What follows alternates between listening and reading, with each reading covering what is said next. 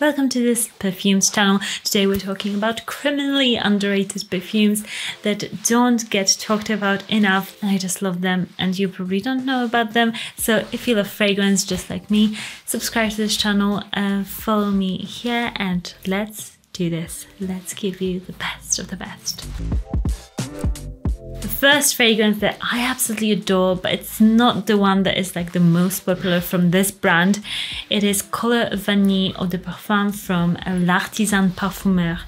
I adore this brand. I think they've got so many fragrances that are just hidden and I probably don't even know about them yet because they've got so many fragrances in the line.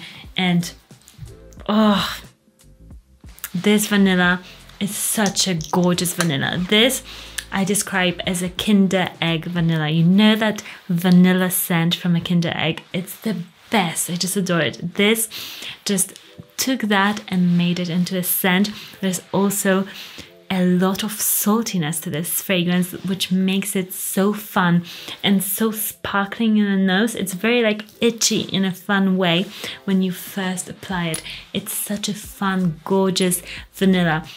It's not like a heavy vanilla, it's a light, fun vanilla. This fragrance I would wear if I was going out with some girlfriends because this has got just like a fun spirit while still being sexy, youthful, and just like you just want attention but like in a subtle way. And it's such a high quality fragrance. It's one of the standouts from the line. I just love vanilla, and if you love vanilla, this is a fragrance that you have never smelled like.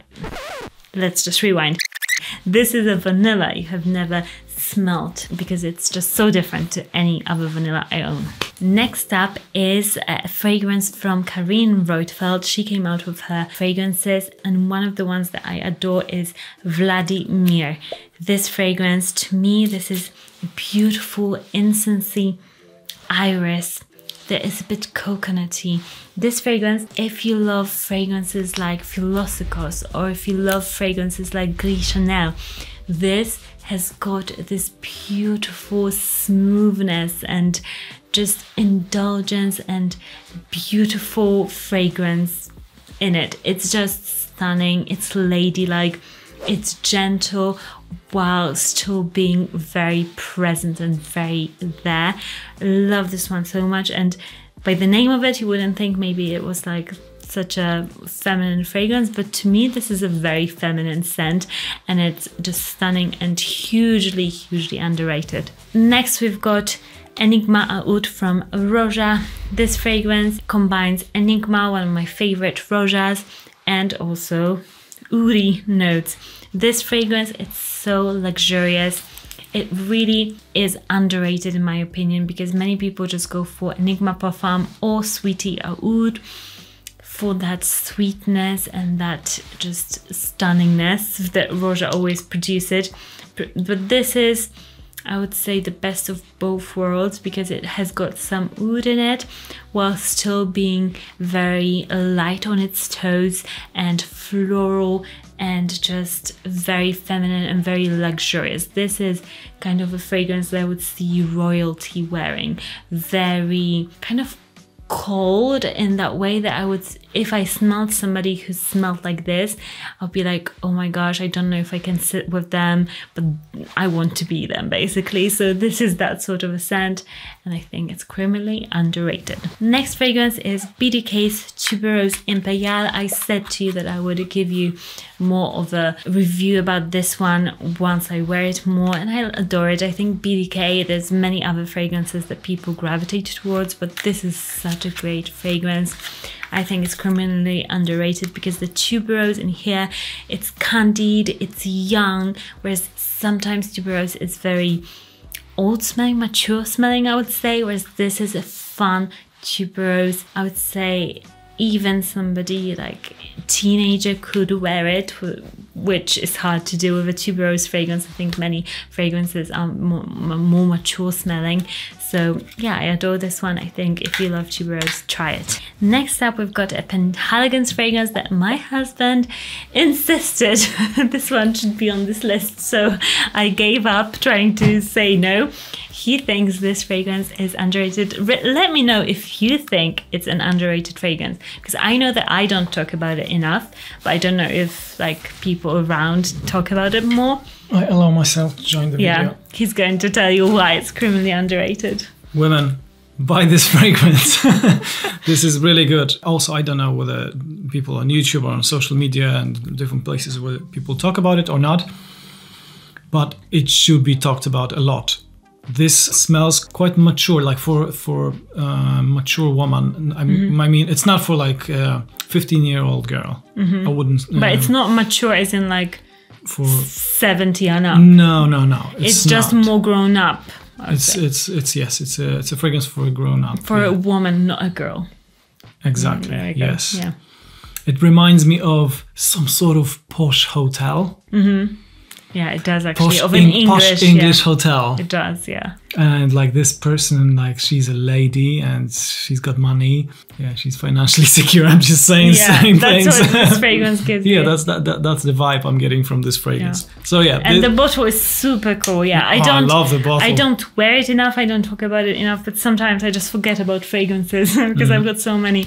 But yeah, this one is a very good fragrance. And I would say, especially as we're going into the colder seasons, this one is perfect for that. 100%. Really just feels gorgeous when you wear it in the winter. So that's my input into this video. Give me a thumbs up. Another fragrance that I think is underrated, or at least I don't talk about it enough, is Wonderland Peony from Floral Street. I've gone through a couple of samples of this one actually, and yeah, they just sent me like the discovery set. And I was like, oh, I'll see if I like them. And this is one of the only fragrances I like, but I like a lot. This fragrance is super fun, super girly. It's floral, it's fun.